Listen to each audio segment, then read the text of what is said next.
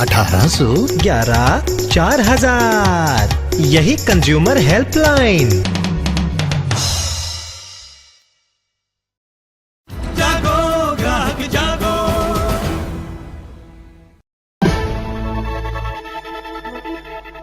सारा प्रणाम, मैं हूं मनोज मनु। हम बात कर रहे हैं ऑपरेशन ट्रिपल एम की। जी हां, समय के स्टिंग ऑपरेशन का जोरदार असर हुआ है। अब से 24 घंटे पहले जिस जगह लोग मुर्दा मवेशी का मांस निकालकर सप्लाई करते थे, वहां अब सन्नाटा है। दिल्ली सरकार और एमसीडी सब ने मुर्दा मवेशी माफिया पर कार्रवाई की बात की है। दिल्ली के मेयर ने तो मौके पर पहुंचकर हालात का जायजा भी लिया।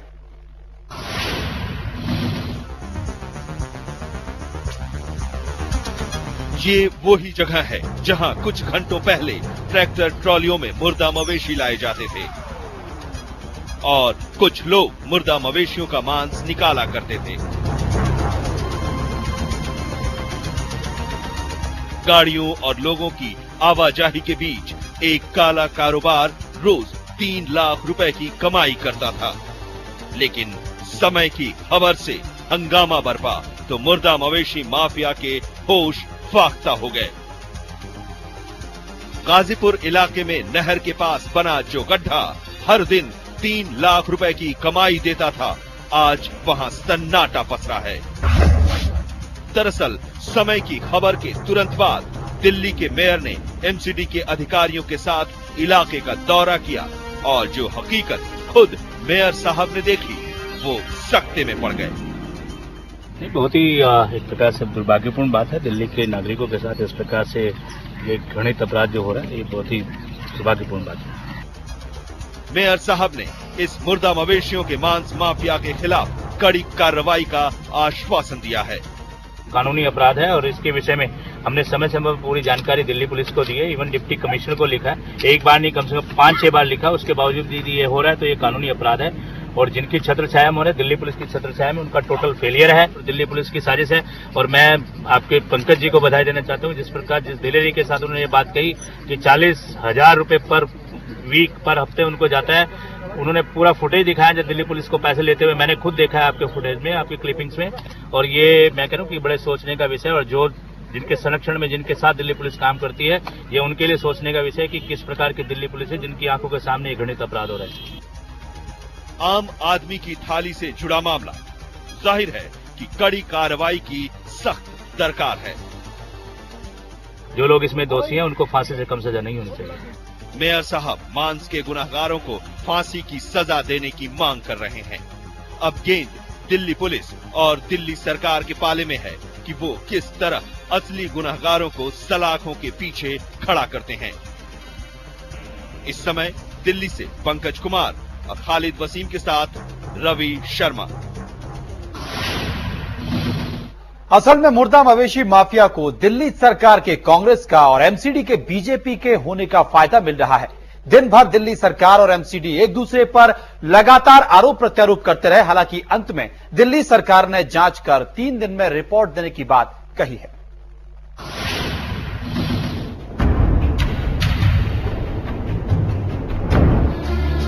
समय के स्टिंग ऑपरेशन ने दिल्ली सरकार को भी नींद से जगा दिया है। विधानसभा में दिन भर के हंगामे के बाद राज्य सरकार ने मामले की तत्काल जांच और 3 दिन में रिपोर्ट आने का भरोसा दिया है। अगले 3 रोज में हम लोग इसके ऊपर पूरी जानकारी उपलब्ध करा देंगे। गौरतलब है कि मंगलवार सुबह जब इस मसले पर दिल्ली के मुख्यमंत्री से बात की गई तो उन्होंने जानबूझकर अनजान बनने की कोशिश की, लेकिन बाद में उन्हें भी समझ आ गया। I don't know about it. कल हमारे स्टिंग ऑपरेशन आपने सारा समय चैनल पे दिखाया। तो भैया मैंने देखती नहीं हूँ चैनल। पता नहीं कितने कीड़े हो रहे होंगे, कितने मकान हो गए, इसकी इंक्वायरी तुरंत की तुरंत। दिल्ली सरकार को मामले की गंभीरता तब समझ आई जब उसी के 2 विधायकों अनिल भारद्वाज और नसीब सिंह ने इस मुद्दे पर सदन में हंगामा शुरू कर दिया। इससे पहले बीजेपी और कांग्रेस के नेता इसी पर उलझते रहे कि मसला एमसीडी का है या दिल्ली सरकार का। अगर सारा समय पता लगा सकता है तो जो पूरा का पूरा हेल्थ डिपार्टमेंट है वो क्या कर रहा है? तो हेल्थ डिपार्टमेंट के सारे ऑफिसर्स को एक प्रकार से सैक करना चाहिए। कॉर्पोरेशन को जागना चाहिए और कड़ी से कड़ी कार्रवाई करनी चाहिए, क्योंकि जिस तरीके के दृश्य आज देखे मैंने सुबह को टेलीविजन पर और जिस तरह का मीट दिल्ली वालों को फराहम किया जा रहा है, मैं समझता हूँ एमसीडी के लिए बड़ी शर्मनाक बात है। जब सरकार की सफाई से बीजेपी संतुष्ट नहीं हुई तो वो मुर्दा मवेशी माफिया के मुद्दे पर विधानसभा में अविश्वास प्रस्ताव ले आई, जिस पर चर्चा होनी अभी बाकी है। इस समय दिल्ली से पूनम मेहता द्विवेदी। तो इस वक्त रवि शर्मा हमारे साथ जुड़ गए, उनके पास चलते हैं। रवि, सुबह हम देख रहे थे कि बीजेपी कांग्रेस के ऊपर और कांग्रेस बीजेपी के ऊपर आरोप प्रत्यारोप कर रहे थे, क्योंकि एमसीडी पर बीजेपी का कब्जा है तो सरकार में कांग्रेस बैठी हुई है। लेकिन शाम होते होते अब दोनों ही राजनीतिक पार्टियों की आवाज थोड़ी सी नरम हुई है। वो मानते हैं कि गलती हुई है, लेकिन जिम्मेदारी अब भी तय नहीं। देखिए, साफ तौर पर यह बात जो हमारी इन्वेस्टिगेशन में भी हमको बीते 2 हफ्ते की सामने आई थी कि कुछ लोग एमसीडी के भी मिले हुए हैं और कुछ लोग दिल्ली पुलिस के भी मिले हुए हैं इस माफिया के साथ। तो कीचड़ में जो है छींटे कीचड़ के दोनों ही तरफ हैं, लिहाजा पहली कोशिश ये थी उनकी कि बात को टाल दिया जाए, गेंद दूसरे के पाले में डाल दी जाए, दूसरे पर इल्जाम आ जाए। लेकिन आखिरकार जिस तरह का दबाव इस खबर का चारों तरफ देखने को मिला, लोगों में गुस्सा है एक तरह का, संसद में सवाल उठे हैं, विधानसभा में भी ये बात आई है और आखिरकार जवाबदेही दिल्ली सरकार को देनी ही थी, क्योंकि दिल्ली की सरहद के भीतर ये माफिया ऑपरेट कर रहा था और हमने इसका पर्दाफाश कर दिया पूरी तरह से। तो दिल्ली सरकार की मजबूरी बन गई थी एक तरह से कि वो इसमें कोई ठोस आश्वासन दे। लिहाजा उनका कहना है कि 3 दिन वो जांच करेंगे और जांच के बाद अपनी रिपोर्ट पेश करेंगे। इसको इस तरह से भी देखा जा सकता है कि 3 दिन की एक मियाद मिल गई है दिल्ली सरकार को, मामला टल गया है। क्योंकि अगर बात करें आप कार्रवाई की तो हमने जितना कुछ शूट किया है उसके बाद बहुत शक की गुंजाइश नहीं रह गई है और इतना वक्त 3 दिन का वक्त नहीं लगना चाहिए, जबकि आपके पास चेहरे मौजूद हों, नाम मौजूद हों और यह पता हो आपको कि वो ऑपरेट कैसे करते रहे हैं। तो तमाम चीजें सामने हैं। सवाल यहां पर इच्छा शक्ति का आ रहा है कि कौन शुरुआत करेगा, कैसे शुरुआत होगी, क्योंकि कहीं ना कहीं ये तय है कि अपने हाथ भी यहां पर रंगे हुए नजर आएंगे कुछ लोगों को। रवि, आप हमारे साथ में रहे। असल में दिल्ली विधानसभा में इस पर तो हंगामा हुआ, इस पर हंगामा संसद में भी हुआ है। संसद में मुर्दा मवेशी माफिया के गोरख धंधे को बीजेपी ने जोरदार ढंग से उठाया। हालांकि बाद में शिवसेना, कांग्रेस, एनसीपी सब कार्रवाई की बात करने लगे। समय की खबर का जबरदस्त असर हुआ है। राज्यसभा में भी ट्रिपल एम का मामला गूंजा। बीजेपी के सांसद रघुनंदन शर्मा ने इस गोरखधंधे में शामिल लोगों के खिलाफ सख्त कार्रवाई की मांग की। एक सनसनीखेज खुलासा सहारा चैनल में हुआ है। दिल्ली सरकार और केंद्र सरकार मिलकर के ऐसी प्रवृत्ति को रोकने का प्रयास करे। संसद के बाहर सभी दलों के सांसदों ने एक सुर से समय की पहल की तारीफ की और मुर्दा मांस के माफिया के खिलाफ कड़ी कार्रवाई की मांग भी की। स्टिंग ऑपरेशन हुआ है, वह बड़ा साहसिक कृत्य था और उसमें बहुत मुझे लगता है कि जो माफिया हैं वो एक अंतर्राष्ट्रीय गिरोह है और कहीं ना कहीं उन्हें राजनीतिक संरक्षण प्राप्त है। इसलिए इस मुद्दे पर कार्रवाई होनी चाहिए। इस विषय में कोई कानून नहीं है तो मेरा सुझाव ये होगा कि इसी विषय पर कानून करे तो अच्छा होगा। इस तरह से हरकतें हो रही है, एक तो यूं ही बीमारियां फैल रही हैं, फिर मरे हुए जानवर खिला रहे हैं। सरकार को मैं समझता हूं कि कोई कानून में ऐसी व्यवस्था करनी चाहिए कि सख्त सख्त सजा उनको मिले। कड़ाई से इस बात को करें कि इसकी रोकथाम हो। दूसरा कोई ये तौर तरीके भी निकालें कि क्या कोई हो सकता है तौर तरीका जिसमें हम मिलावट कर पहचान कर सकें। बीजेपी ने तो बाकायदा संसदीय दल की बैठक बुलाई, जिसमें मेनका गांधी समेत पार्टी के कई सांसदों ने इसे लोकसभा में उठाने पर जोर दिया। कल सहारा समय पर जो चीज दिखाई गई उसके बारे में आज चर्चा हुई है। सरकार को इस पर जवाब देना चाहिए, सरकार को कार्रवाई करना चाहिए। स्टिंग ऑपरेशन के जरिए समय ने देश और जनता के प्रति अपना फर्ज निभाया है। बड़ा सवाल ये है कि जिन पर ऐसे माफिया को कुचलने की जिम्मेदारी है वो अपने काम को कैसे अंजाम देते हैं। पहले माफियाओं की नजर जनता के जेब पर थी, अब उनकी पकड़ सीधे गर्दन और पेट तक है। सवाल यह है कि कब तक हम चुपचाप मूक दर्शक बने रहेंगे या सहते रहेंगे। इस समय दिल्ली से राकेश कुमार सिंह के साथ शंकर अनिमेश। सीधे रवि के पास चलते हैं। रवि, सड़क से संसद तक और संसद से दिल्ली विधानसभा तक इस पूरे मसले पर हंगामा होता रहा, लेकिन माफियों का नेटवर्क देखिए कि वो दोपहर तक उसी जगह पर काम करते रहे जहां पर उनका ये गोरख धंधा चलता था, तब तक जब तक कि मेयर खुद उस जगह पर नहीं पहुंच गए और उसके बाद पुलिस ने उन सभी लोगों को भगा दिया। क्या कानून छोटा और माफिया बड़ा है?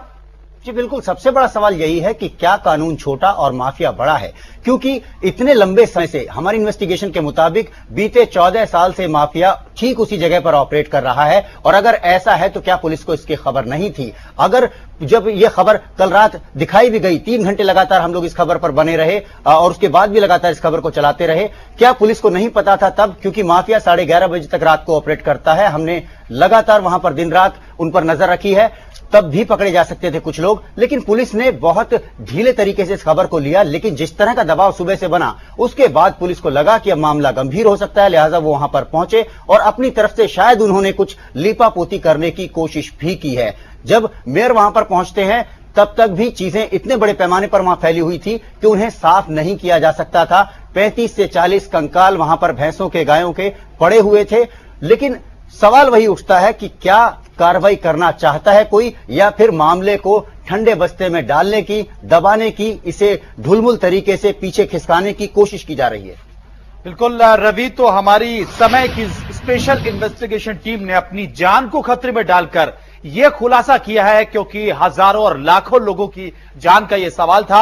हम शुक्रिया करना चाहते हैं रवि का और शुक्रिया करना चाहते हैं उनकी पूरी टीम का, जिन्होंने इस काले कारनामे को, माफियों के इस कृत्य को उजागर किया है।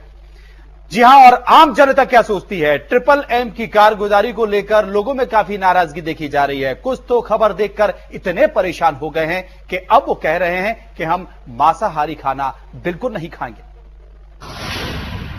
हम जो कुछ खाते हैं अपना पेट भरने के लिए, अपने स्वास्थ्य के लिए या फिर अपना जायका बढ़ाने के लिए, लेकिन समय के स्टिंग ऑपरेशन ट्रिपल एम के बाद नॉन वेजिटेरियंस का जायका ये जानकर खराब हो सकता है कि वो जो कुछ खाते हैं वो उनके स्वास्थ्य के लिए ठीक नहीं है, उनका जायका और बिगाड़ सकता है। और ये सब कुछ कर रहा है, इस सब काम को अंजाम दे रहा है एक माफिया। हम बात करते हैं कि इस पर पब्लिक का रिएक्शन क्या रहेगा। 18 समय जो स्टिंग ऑपरेशन की है उससे ये बात उन्होंने सामने लेके आई है कि इस तरह का घिनौना काम भी हमारे देश में हो रहा है। मैं नॉन वेजिटेरियन खाना काफी एंजॉय करता हूँ, लेकिन अगर मुझे पता लग जाए कुछ ऐसा हो रहा है तो I will actually turn into a vegetarian. मैं बिल्कुल नहीं खाऊंगा। आई थिंक कि हम लोग शायद ये सब देख के बिल्कुल खाना भी छोड़ देंगे। They should be officially punished. They should be officially punished, and it's very embarrassing for us. And it's an insult to our religion also. अगर कोई नॉन वेजिटेरियन है उसको पता चलेगा तो वो बिल्कुल खाना छोड़ देगा, वो रादर वेजिटेरियन खाना प्रेफर करेगा। ये बिल्कुल धोखा है। He's providing such unhealthy food items. हम नहीं खा पाएंगे obviously. It's not good for us. उनकी मौत के साथ जो है ना सौदागरी है कि खुद पैसे कमाना और उनको मारना। इसमें प्रशासन अच्छे से इन्वॉल्व है, प्रशासन में मिली बात रहती है, पुलिस होते हैं, माफिया होते हैं, पैसे लेन देन करते हैं, सबको जनता को बीमार कर रहे हैं, तभी तो इतनी बीमारी फैल रही है। प्रशासन और कोई ऐसा माफिया है जो ये मिल करके, जिसकी मिली भगत के कारण ये सब काम को, इस काम को अंजाम दिया जा रहा है। इस समय दिल्ली से कैमरामैन गोपाल आर्या के साथ कुमार शर्मा। इन्हीं भावनाओं को सरकार को समझना होगा और सरकार को या राजनीतिक पार्टियों को इस पर राजनीति नहीं बल्कि कार्रवाई करनी होगी। इस जहरीली खुराक का क्या होता है असर, बताएंगे एक ब्रेक के बाद। बस आप चलते रहिए समय के साथ।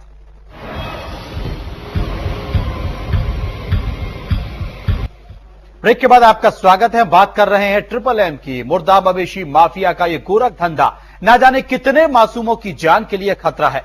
इस बात से सिर्फ वही वाकिफ है जो इस जहरीली खुराक के असर को जानते हैं।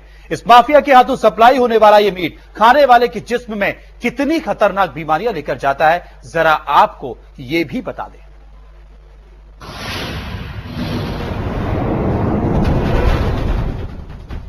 खोया नकली है तो दाल में भी मिलावट है, सब्जियों में घोला जा रहा है खतरनाक जहर। ये गोरख धंधे फल फूल रहे हैं कुछ कागजी नोटों के लिए।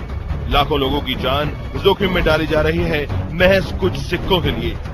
किचन में जहर के ये तरीके तो अब पुराने हो चले हैं, लेकिन समय ने मुर्दा मवेशी माफिया का जो खुलासा किया है उसने बड़े बड़ों के रोंगटे खड़े कर दिए हैं।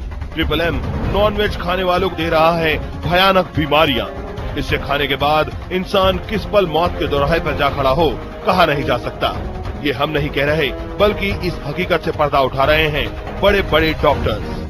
जो सेल्फास है उसकी टैबलेट का जो असर होता है सबसे पहले जाकर के वो हार्ट के ऊपर असर करती है, हार्ट के मसल्स को पैरालाइज करती है और धीरे धीरे कार्डियक अरेस्ट हो जाता है। लेकिन हार्ट के उसके सिस्टम में जाते ही, जानवर के सिस्टम में जाते ही पूरी बॉडी के मसल्स में वो फैल चुकी होती है। वो मसल्स, वो इस तरह का मीट जब बाजार में आकर के बिकता है तो अक्सर देखने को मिलता है कि भाई जो हमने कल रात खाना खाया था, सुबह उठ करके बड़ी वीकनेस हो रही है, वॉमिटिंग शुरू हो गई है और हेडेक हो रही है, और सबसे साथ साथ चलने में बड़ी वीकनेस महसूस कर रहे हैं, अच्छा महसूस नहीं कर रहे हैं, चलो दिखाएं। वहां जाकर के देखते हैं तो उनके टेस्ट नॉर्मल मिलते हैं, लेकिन इनको सिम्टोमेटिक ट्रीटमेंट दिया जाता है, लेकिन सम टाइम इससे अगर डोज बहुत हैवी है तो डेथ भी हो जाती है। जी हां, इन्होंने जो कुछ कहा वो मेडिकल तथ्यों के आधार पर कहा है। इनकी बात 100% सच है। इन पर यकीन नहीं करने का मतलब है सामने खड़ी मौत से आंखें चुराना। लेकिन सवाल ये है कि खुलेआम मौत बांट रहे इस मुर्दा मवेशी माफिया के खिलाफ कानून कहां सोया है। जो संसद ने फूड स्टैंडर्ड्स और सेफ्टी एक्ट पारित किया है और prevention of food adulteration act repeal किया है रिसेंटली, पहले तो मिलावटी सामान खिलाने के लिए 6 महीने की मिनिमम कैद थी। वो 6 महीने की कैद अब हटा दी गई है। अब कोई मिनिमम कैद नहीं है। अब लाखों कमाओ और हजारों जुर्माना देके छूट जाओ। ये हमारा कानून है। ये है food standards and safety act, जिसके तहत फूड सेफ्टी अथॉरिटी दिल्ली में बना दी गई है। सीनियर ऑफिसर उसमें बैठे हैं विराजमान।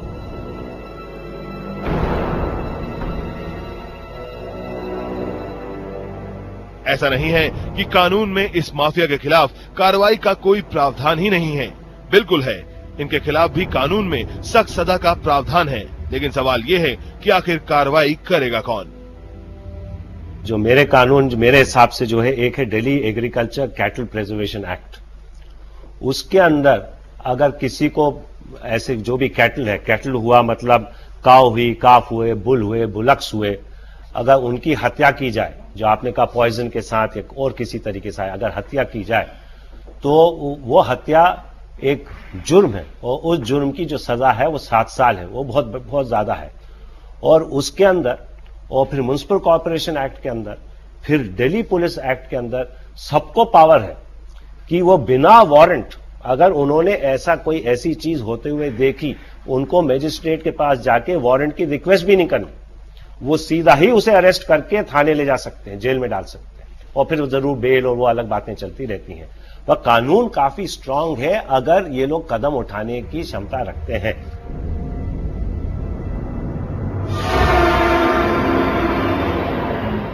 आपने देख लिया समय के खुलासे की हकीकत। जी हां, मुर्दा मवेशी माफिया का यह खुलासा कर समय ने अपना फर्ज निभाया है। समय के लिए आशीष तिवारी।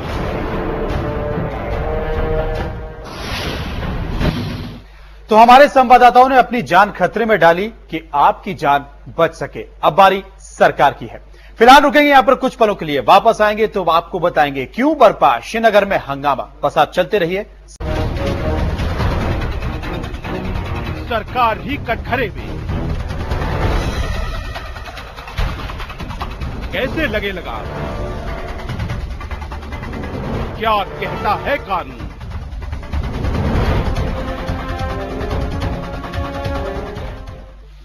समय चैनल ने अपने स्टिंग ऑपरेशन MMM यानी मुर्दा मवेशी माफिया के जरिए जिस गोरख धंधे को बेनकाब किया है, वो सरकार की ऐन नाक के नीचे कानून और व्यवस्था की कलाई खोलने के लिए काफी है।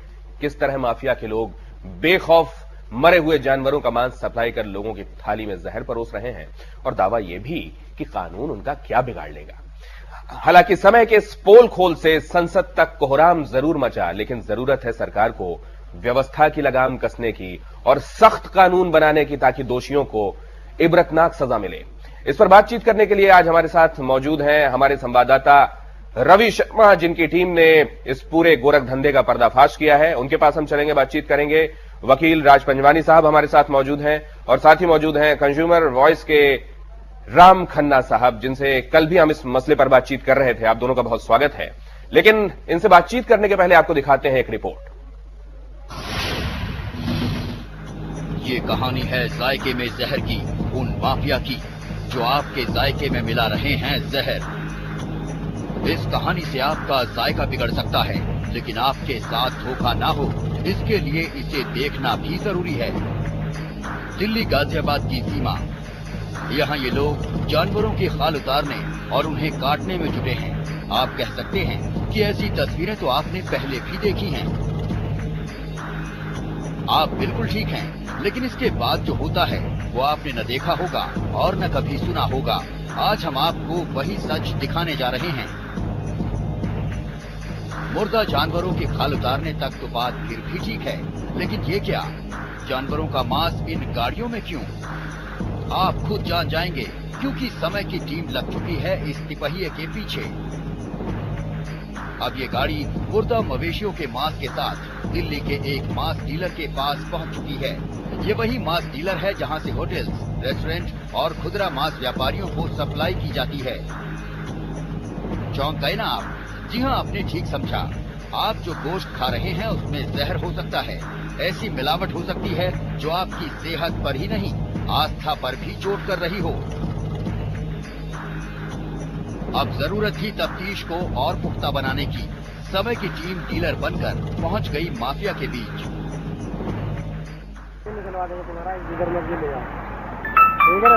ठिए की गारंटी हमारे, ठिए पे कोई गाड़ी वाला पकड़ा नहीं जाए। बाकी यहाँ से यहाँ तक पुलिस से हमारी सारी सेटिंग है। 40,000 रुपये महीना दे रहे हैं हम पुलिस वालों को। अब ये तो तय हो चुका था कि इस जगह से निकाला गया गंदा मांस गलत जगह पहुंच रहा है। गलत तरीके से उसकी खरीद फरोख्त हो रही है। किसी न किसी की प्लेट तक वो पहुंच भी रहा है। अब बारी थी उस मांस डीलर का पर्दाफाश करने की, जो कर रहा था लोगों के भरोसे का खून। दिल्ली, नोएडा, हर जगह हमारा है। मंगोलपुरी, साहिबाबाद, तिरुपतिपुरा, उत्तम नगर, 50 सेक्टर में वो फेमस। अब कहने को ज्यादा कुछ बाकी नहीं रह गया। साफ हो चुका था कि मुर्दा मवेशी माफिया अपना गंदा खेल खेल रहा है। अगला सवाल, आखिर इतने जानवर आते कहां से हैं? इनसे मिलिए। तो जानवर घूमते रहते हैं लावारिस।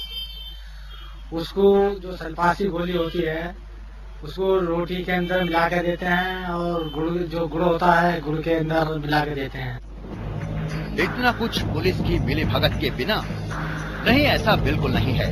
जहरीला मांस भरकर ले जा रहे इस तिपहिए को फिर से देखिए कैसे पुलिस वालों ने उसे रुकवाया और फिर जाने भी दिया। सारी कड़ियां जुड़ चुकी थी।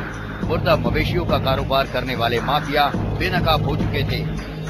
हम ये नहीं कह रहे कि आप जो गोश्त खाते हैं उसमें भी ये गंदा गोश्त है, लेकिन हो जरूर सकता है। हम आपको आगाह जरूर कर रहे हैं कि ऐसा बिल्कुल हो सकता है, लिहाजा आप सतर्क हो जाएं। समय के लिए रवि शर्मा। उपभोक्ता मामलों के जानकार श्री खन्ना हमारे साथ मौजूद हैं और साथ ही वरिष्ठ अधिवक्ता हमारे साथ मौजूद हैं श्री पंजवानी। लेकिन सबसे पहले खन्ना साहब, आपसे सवाल ये, इतना सब देख लेने के बाद भी हुक्मरान अगर ये कहें कि रिपोर्ट 3 दिन बाद आएगी, तो क्या अंदाजा लगाया जाए और किससे इंसाफ की उम्मीद की जाए?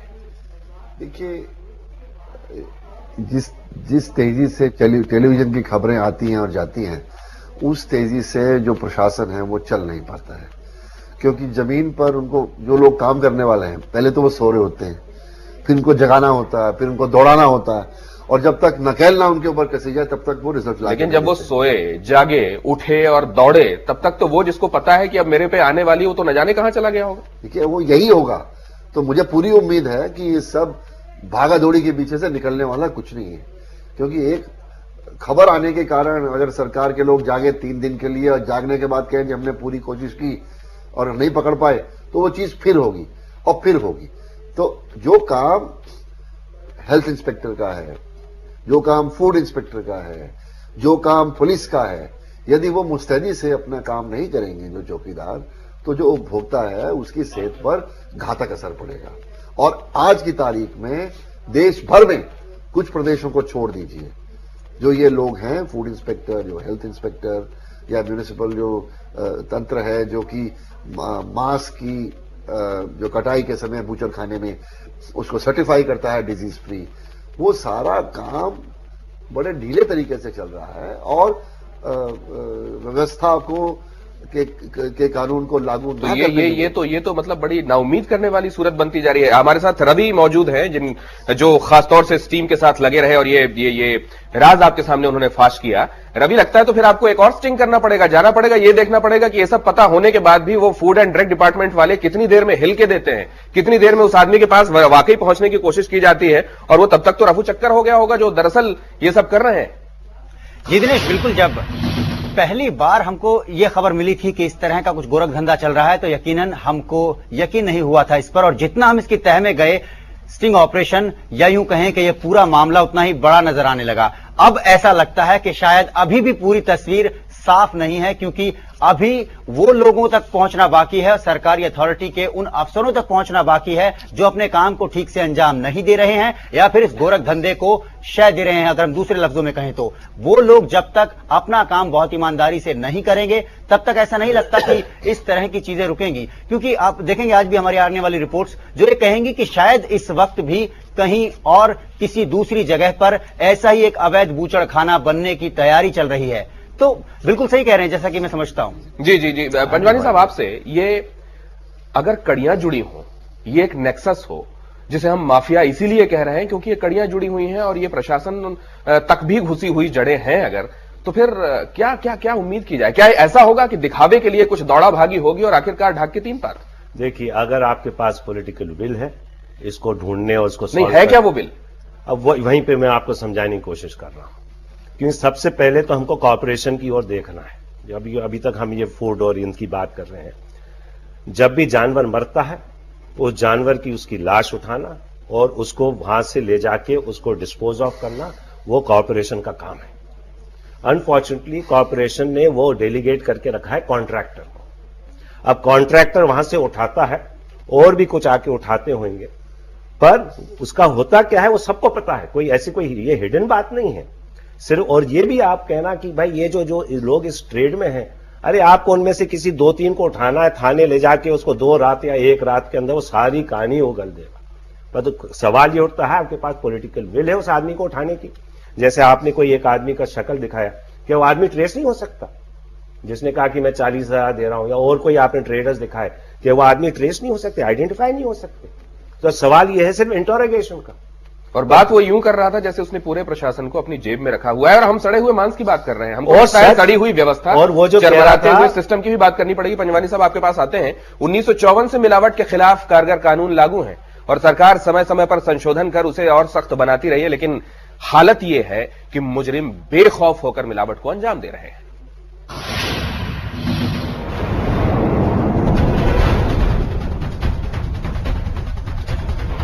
सबसे ज्यादा अगर किसी चीज की खपत है या किसी का खर्च है तो वो खाने पीने पर होता है, लेकिन सबसे ज्यादा मिलावट भी इन्हीं में होती है। ये मिलावट कभी खोए में, कभी दाल में, कभी सब्जियों में हो रही है। लेकिन समय ने मुर्दा मवेशी माफिया का जो खुलासा किया है उसने बड़े बड़ों के रोंगटे खड़े कर दिए हैं। पर खुलेआम धंधा करने वाले नहीं डरते, क्योंकि देश में कानून तो है पर सख्ती नहीं। मिलावट रोकने के लिए 1954 में प्रिवेंशन ऑफ एडल्ट्रेशन एक्ट बना, जिसका मकसद था लोगों को साफ और ताजा चीज मुहैया कराना और मिलावट को रोकने के साथ धोखाधड़ी पर लगाम कसना। शुरू में कानून के लचीलेपन और कमजोरी की वजह से मिलावटखोरों ने ज्यादा फायदा उठाया, लेकिन बाद में इसमें 1964, 1976 और 1986 में संशोधन किए गए और इसे और कड़ा किया गया। साथ ही केंद्र सरकार ने राज्यों को अधिकार दिया कि वो मिलावटखोरों से सख्ती से निपट सके। कानून के मुताबिक इन्हें दफा 302 और दफा 307 का मुजरिम माना जाता है और इस गुनाह की सजा है कम से कम 10 साल। यही नहीं, ये जुर्म गैर जमानती भी हैं, लेकिन सवाल ये है कि कार्रवाई करे कौन? ऐसे जो भी कैटल है, कैटल हुआ मतलब काव हुई, काफ हुए, बुल हुए, बुलक्स हुए, अगर उनकी हत्या की जाए, जो आपने कहा पॉइजन के साथ या और किसी तरीके से अगर हत्या की जाए तो वो हत्या एक जुर्म है। अब अगर बात करें सड़क पर फिरते जानवरों पर जुल्म की, तो इसका भी कानून है।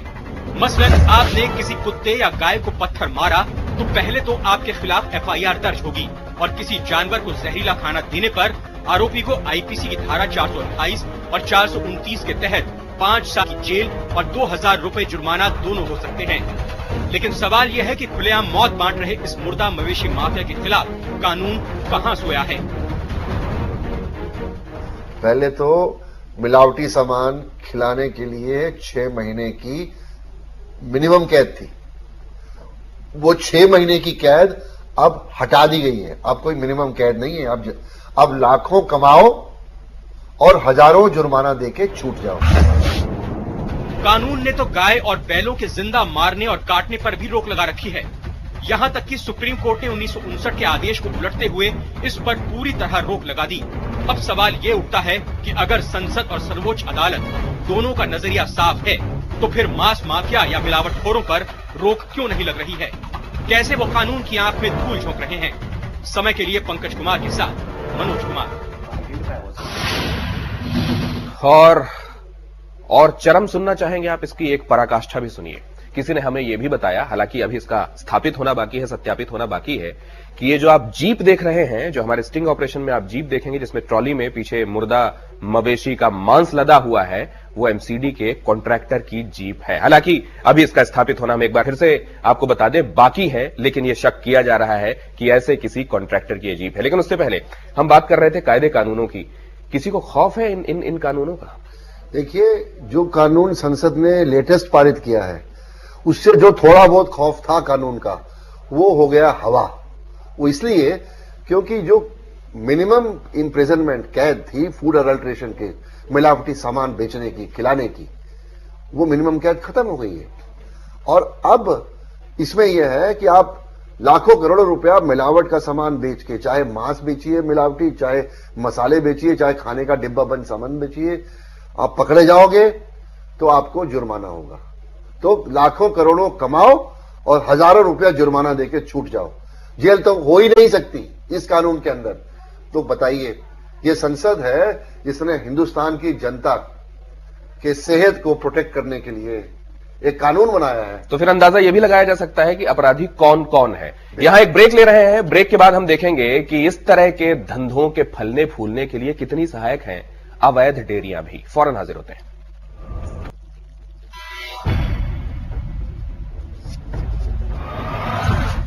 दिल्ली में फलते फूलते मुर्दा मवेशी के मांस कारोबार के लिए अगर प्रशासन की लापरवाही जिम्मेदार है, तो जिम्मेदार दिल्ली में बसी वो अवैध डेयरियां भी हैं जिनके पशु आवारा सड़कों पर फेरा करते हैं।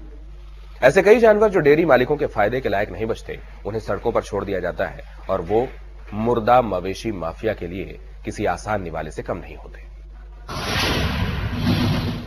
दिल्ली में अवैध डेयरियां, डेयरियों में पशुओं का डेरा।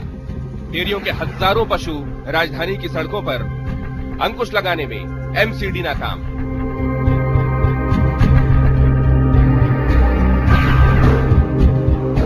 दिल्ली में अवैध डेयरियों की आफत सड़कों पर देखी जा सकती है। अवैध डेयरियों का कारोबार जितनी रफ्तार से फला फूला, उसने न केवल आम लोगों का सड़कों पर चलना दूभर कर दिया, बल्कि राजधानी की सूरत पर भी असर डाला। सड़कों पर आवारा घूमते पशु अवैध डेयरियों की ही देन है। दिल्ली में 2500 अवैध डेयरियां हैं। एमसीडी इन अवैध डेयरियों के लिए जिम्मेदार है। अवैध डेयरियों पर नकेल कसने में एमसीडी अब तक नाकाम साबित हुई है। खुद एमसीडी के बड़े पदों पर बैठे नेताओं ने माना कि राजधानी की 2500 से ज्यादा डेयरियों को हटाने में एमसीडी नाकाम रही है। क्या हुआ घोघा डेयरी योजना का?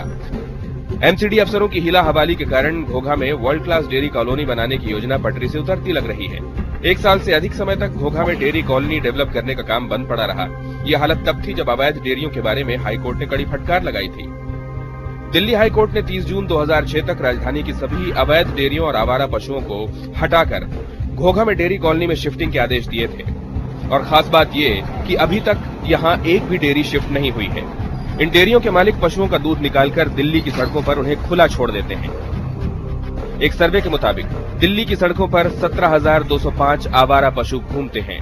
आवारा पशुओं से जहां लाखों निवासियों की जान सांसत में रहती है, वहीं मुर्दा मवेशी के मांस माफिया की गिद्ध नजर इन पशुओं पर टिकी रहती है। कई अवैध डेयरियों के जानवर जब दूध देने लायक नहीं बचते तो वो सड़कों पर लावारिस छोड़ दिए जाते हैं, जो बाद में मुर्दा मवेशी मांस माफिया का निवाला बन जाते हैं। अवैध डेयरियों के चलने के कारण दिल्ली को वर्ल्ड क्लास सिटी बनाने की कोशिश को भी धक्का लगा है। अगले साल होने वाले कॉमनवेल्थ गेम्स को लेकर दिल्ली की 1 दर्जन सरकारी एजेंसियां हजारों करोड़ रुपए की योजना पर काम कर दिल्ली को इंटरनेशनल स्टैंडर्ड का शहर बनाने की कोशिश में जुटी हैं, लेकिन अवैध डेयरियों के आवारा पशु दिल्ली की सड़कों पर गाहे बगाहे नजर आकर दिल्ली की सूरत को बदरंग कर जाते हैं। समय के लिए कुमार प्रकाश। संजवानी साहब, आप तो इससे जुड़े हुए हैं, इस कमेटी से, घोघा कमेटी से। इसका हुआ क्या है और होना क्या है? हुआ तो भाई इसके अंदर करीबन 4000 प्लॉट है और 4000 प्लॉट को डिस्ट्रीब्यूट करना है। और मजे की बात क्या है, उधर भी कुछ ऐसा लगता है जैसे माफिया कोई आ गया था। सब पहले जब उन्होंने एप्लीकेशंस मंगाई तो कई एप्लीकेशन देखा गया तो जो फर्स्ट फ्लोर में रहता है वो कहता है कि मैं यहाँ डेयरी चला रहा हूं। तो साहब उसमें इन्वेस्टिगेशन हुई, वो तो कह रहे हैं आप फर्स्ट फ्लोर में रहते हैं, फर्स्ट फ्लोर पे डेयरी कैसे चल सकती? तो उसके अंदर साहब वो रैकेट हो गया, उसके अंदर जो बिल्डर्स माफिया है वो बीच में आ गया।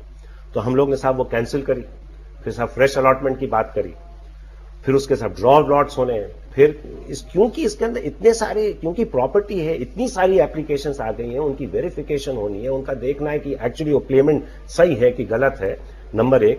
नंबर 2, जो साइज ऑफ प्लॉट है वो डिपेंड करता है। जब एक्चुअल सर्वे हुआ था 2003 या 2004 में, तो उस सर्वे में उसके पास कितने जानवर थे, उस हिसाब से उसको प्लॉट का साइज मिलेगा। तो हमने अब जो भी अप्लाई करता है वो फुल साइज मांगता है, वो कहता है अब हमारे पास इतनी सारी हैं।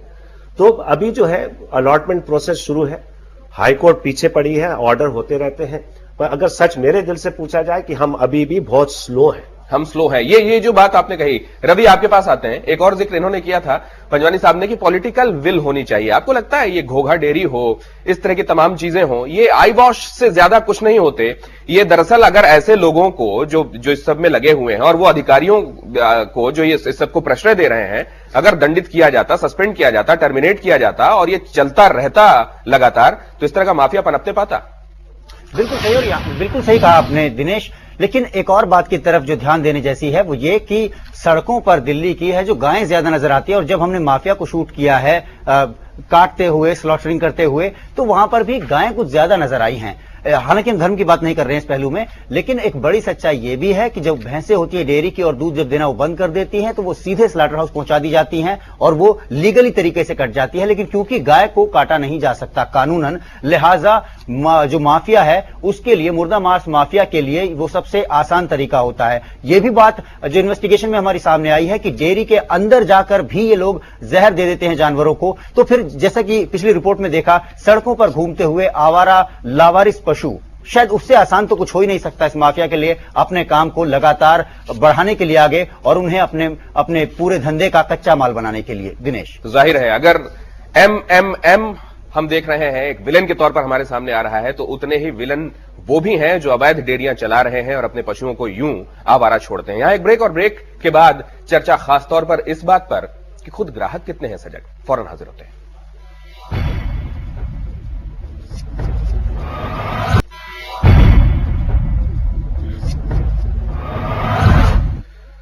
उपभोक्ता, कंज्यूमर, इनके हितों के लिए सरकार भी सचेत रहती है क्योंकि अर्थव्यवस्था का सबसे बड़ा आधार है कंज्यूमर।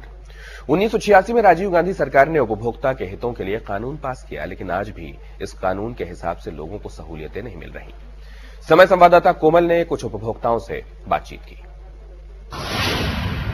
हमारा समय ने जो स्टिंग ऑपरेशन की है उससे ये बात उन्होंने सामने लेके आई है कि इस तरह का घिनौना काम भी हमारे देश में हो रहा है। मैं नॉन वेजिटेरियन खाना काफी एंजॉय करता हूँ, लेकिन अगर मुझे पता लग जाए कुछ ऐसा हो रहा है तो I will actually turn into a vegetarian. मैं बिल्कुल नहीं खाऊंगा।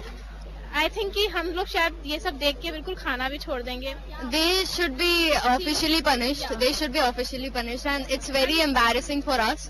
And it's an insult to our religion also. अगर कोई नॉन वेजिटेरियन है उसको पता चलेगा तो वो बिल्कुल खाना छोड़ देगा। खन्ना साहब, हम इसकी कितनी परवाह करते हैं कि हम कहां खा रहे हैं, हमारी प्लेट में क्या है? देखिए, आमतौर पर कोई सोचता नहीं है, परंतु जब मक्खी आ जाए सामने दूध में तो उसको कोई निगलता भी नहीं है। तो आपके जो कार्यक्रम में दिखाया जा रहा है दूध में मक्खी के बराबर है। और जो लोग, आज तो वैसे मंगलवार है, ज्यादातर लोग हिंदुस्तान के जो नॉन वेजिटेरियन है वो भी नहीं खाते हैं, परंतु मुझे ऐसे लगता है कि कुछ दिनों के लिए जब तक सरकारी तंत्र जो है अपनी असलियत को निकाल के इस गड़बड़ झाले को रोके ना, तब तक यदि आप मटन जिसमें रिस्क है इसकी मिलावट का, वो ना खाएं तो बेटर है। मच्छी खाइए, मैं तो कहता हूं चिकन भी खाइए अगर खाना चाहें तो। अपने ये कंज्यूमर और क्या कर सकता है? ये माननीय साहब, लेकिन वो जो खौफ है, इस तरह के लोगों में जो खौफ होना चाहिए, अब वेजिटेरियन की बात करेंगे तो वहां भी मिलावट की बात आ जाएगी। यहां हमने देख ही लिया क्या है। उस तरह के लोगों में खौफ आप कितना देखते हैं? आपका वास्ता पड़ता होगा ऐसे लोगों से? नहीं, मेरा उन लोगों से तो वास्ता नहीं पड़ता, पर कानूनी जरूरी में ऐसे मुद्दे आते हैं कोर्ट के सामने। खौफ जरूर होता है, पर अगर वो पकड़ा जाए तो, और वहीं पे पॉलिटिकल विल और जो इन्फोर्समेंट एजेंसी है। लेकिन पकड़े जाने के बाद ये पता हो कि बहुत कुछ नहीं होने वाला, आसानी। देखिए, दो तरीके होते हैं। एक तो कचहरी के चक्कर लगा लगा के लोग थक जाते हैं। ये बात सही है कि उसको ना होना, और अगर होना भी वो कोई 7 या 9 साल या 10 साल बाद होए, पर वो 10 साल कचहरी के चक्कर लगाओ, हाजिरी दो, आपका नाम चीख के बुलाते हैं, तो कोई इतनी वो अच्छी जो इंप्रेशन है वो नहीं रहता है। अपने मन में जो शांति है वो करा। तो एक तरीके से उसका भी एक एडवांटेज है, पर सबसे अच्छा तरीका तो यह रहेगा कि आपने उसको पकड़ा, इन्वेस्टिगेट किया और प्रोसिक्यूट करके उसको पनिश किया। और पनिशमेंट ऐसी होनी चाहिए जो इबरतनाक हो, दूसरों को सजा। इस केस में पनिशमेंट 7 साल है। पंडा साहब, ये बात आपसे और लंबी हम कर सकते हैं, लेकिन अभी वक्त इजाजत नहीं दे रहा है। बहुत शुक्रिया आप दोनों का स्टूडियो पहुंचने के लिए और चर्चा में हिस्सा लेने के लिए। यहां रुक रहे हैं कुछ पलों के लिए, ब्रेक लेंगे और आगे आपको दिखाएंगे दिन भर की बड़ी खबरें समय चक्र में। आप चलते रहिएगा समय के साथ।